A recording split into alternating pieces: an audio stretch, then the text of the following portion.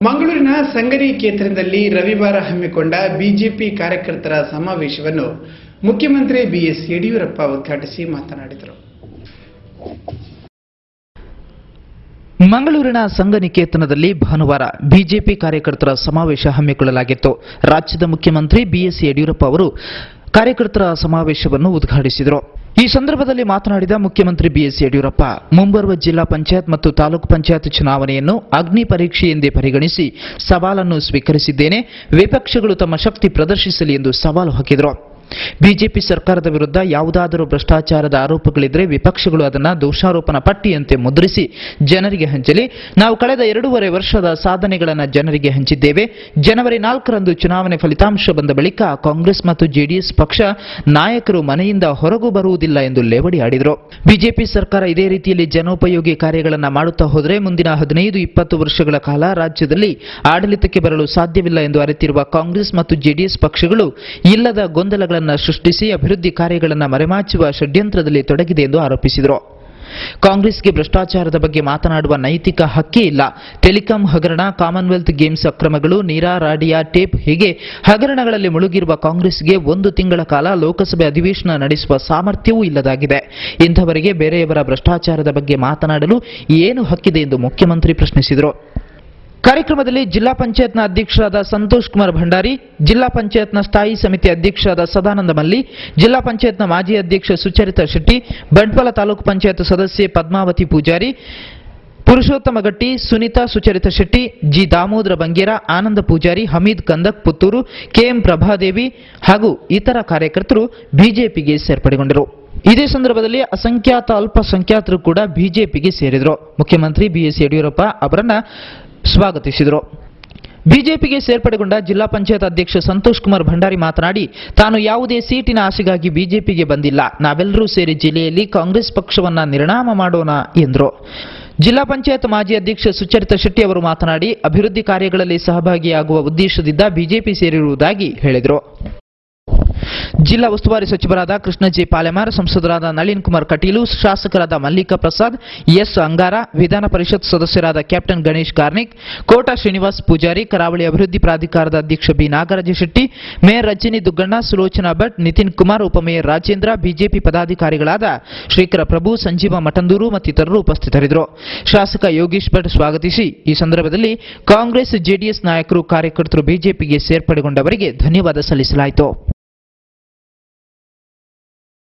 ನಿತ್ಯ ಜೀವನದಲ್ಲಿ ಮಾಟ ಮಂತ್ರಗಳಿಗೆ ಕಿವಿ ಕೊಡಬೇಡಿ. ಅಂತಹ ಮಾಟ ಮಂತ್ರವಿರುವುದಿದ್ದರೆ ಇಂದು ನಮ್ಮ ದೇಶಕ್ಕೆ ಯಾವ ಭಯವೂ ಇರಲಿಲ್ಲ. ಹೀಗಾಗಿ ಮೂಢನಂಬಿಕೆಗಳಿಗೆ ಬಲಿಯಾಗದಿರಿ ಎಂದು ಧರ್ಮಸ್ಥಳದ ಧರ್ಮಾಧಿಕಾರಿ ಡಾಕ್ಟರ್ ವೀರೇಂದ್ರ ಹೆಗ್ಗಡೆ ಕರೆ ನೀಡಿದ್ದಾರೆ.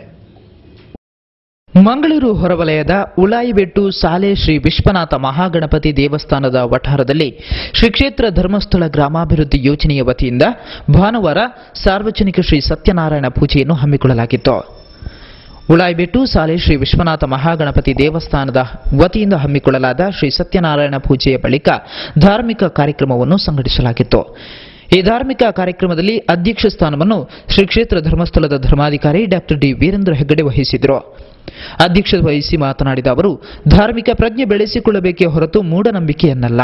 ನಿತ್ಯ ಜೀವನದಲ್ಲಿ ಮಾಟ ಮಂತ್ರಗಳಂತಹ ಅನಾಚಾರಗಳಿಗೆ ಮಹತ್ವ ನೀಡದೆ ಉತ್ತಮ ಮೌಲ್ಯಗಳ ಕಡೆಗೆ ಗಮನ ನೀಡಬೇಕು ಎಂದು ಕರೆ ನೀಡಿದರು.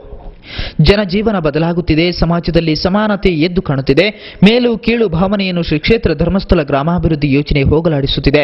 ಗ್ರಾಮಾಭಿವೃದ್ಧಿ ಯೋಜನೆ ವಿಸ್ತರಣೆಯಾಗುತ್ತಿದ್ದು ನೆರೆ ರಾಜ್ಯದಿಂದಲೂ ವಿಸ್ತರಣೆಗೆ ಬೇಡಿಕೆ ಬರುತ್ತಿದೆ ಎಂದು ಡಾಕ್ಟರ್ ಹೆಗ್ಗಡೆ ಹೇಳಿದರು. ನಿತ್ಯ ಜೀವನದಲ್ಲಿ ಮಾಟ ಮಂತ್ರಗಳಿಗೆ ಕಿವಿಗೊಡಬೇಡಿ. ಅಂತಹ ಮಾಟ ಮಂತ್ರವಿರುತ್ತಿದ್ರೆ ಇಂದು ನಮ್ಮ ದೇಶಕ್ಕೆ ಯಾವ ಭಯವೂ ಇರಲಿಲ್ಲ. ನಮ್ಮ ದೇಶದ ವಿರುದ್ಧ ಕೆಂಡ ಕಾರುವ ವಿರೋಧಿ ರಾಷ್ಟ್ರದ ಅಧ್ಯಕ್ಷನ ವಿರುದ್ಧ ಮಾಟ ಮಾಡಿ ವಿರೋಧಿ ರಾಷ್ಟ್ರಗಳ ಸದ್ದಡಗಿಸಬಹುದಲ್ವೇ?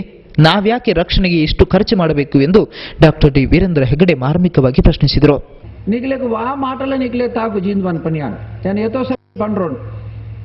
ನಿಜವಾದ ಮಾಟ ಒಂಜಿ ಉಂಡುಂದಾಂಡ ಒಂಜಿ ಮಾಲ್ಪಗೆ ಯಾನು ಒಂಜಿ ಕೋಟಿ ರೂಪಾಯಿ ಕೊರಪೆ ಪಾಕಿಸ್ತಾನದ ಅಧ್ಯಕ್ಷರಿಗೆ ಮಾಟ ಮಾಲ್ತು ಬಿಡ್ಲಿ ಅವರೇ ನಮ್ಮ ಸಮಸ್ಯೆನೇ ಪರಿಹಾರ ಅನ್ನೋದು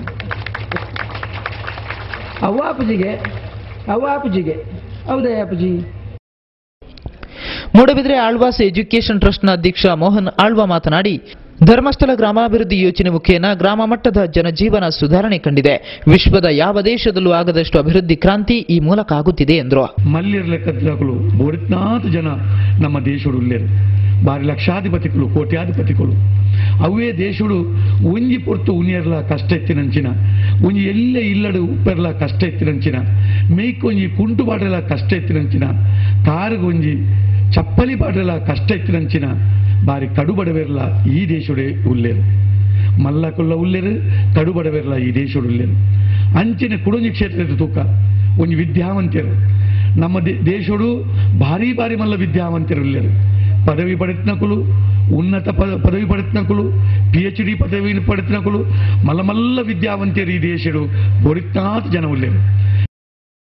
ಯೋಜನೆಯ ಕೇಂದ್ರ ಸಮಿತಿ ಅಧ್ಯಕ್ಷರಾದ ಶಂಕರ ಶೆಟ್ಟಿ, ನಿರ್ದೇಶಕರಾದ ಸಂಪತ್ ಕುಮಾರ್, ಮೂಡುಶೆಡ್ಡೆ ಉಮಾಮಹೇಶ್ವರಿ ಮಹಾಗಣಪತಿ ದೇವಸ್ಥಾನದ ಆಡಳಿತ ಮುಕ್ತೇಶ್ವರ ಮಂಜುನಾಥ ಭಂಡಾರಿ, ಉಳಾಯಿಬೆಟ್ಟು ಗ್ರಾಮ ಪಂಚಾಯತ್ ಅಧ್ಯಕ್ಷ ರಾಜೀವ್ ಶೆಟ್ಟಿ ಸಲ್ಲಾಜೆ, ಸತ್ಯನಾರಾಯಣ ಪೂಜಾ ಸಮಿತಿಯ ಗೌರವ ಅಧ್ಯಕ್ಷ ಕಡಂಬಿಲಗುತ್ತು ದಾಮೋದರ ಜೆ ಶೆಟ್ಟಿ, ಪೂಜಾ ಸಮಿತಿ ಅಧ್ಯಕ್ಷರಾದ ಸತೀಶ್ ಶೆಟ್ಟಿ ಮೂಡುಜಪ್ಪು, ಸಾಲೆ ವಿಶ್ವನಾಥ ದೇವಸ್ಥಾನ ಮುಕ್ತೇಶ್ವರಾದ ವಿಶ್ವನಾಥ ಶೆಟ್ಟಿ ಉಪಸ್ಥಿತರಿದ್ದರು.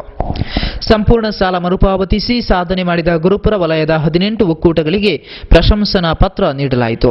ನಿರ್ದೇಶಕರಾಗಿ ಬಡ್ತಿ ಹೊಂದಿರುವ ಮಂಗಳೂರು ಯೋಜನಾಧಿಕಾರಿ ಶಿವರಾಯ ಪ್ರಭು ಮತ್ತು ವಲಯಾಧ್ಯಕ್ಷ ಸುರೇಶ್ ಅರಂತಕೋಡಿ ಅವರನ್ನ ಡಾಕ್ಟರ್ ಹೆಗ್ಗಡೆ ಅಭಿನಂದಿಸಿದರು. ಈಗ ಜಾಹೀರಾತುಗಳು, ನಂತರ ನಮ್ಮ ನಾಡು ವಾರ್ತೆಗಳು ಮುಂದುವರಿಯುತ್ತದೆ.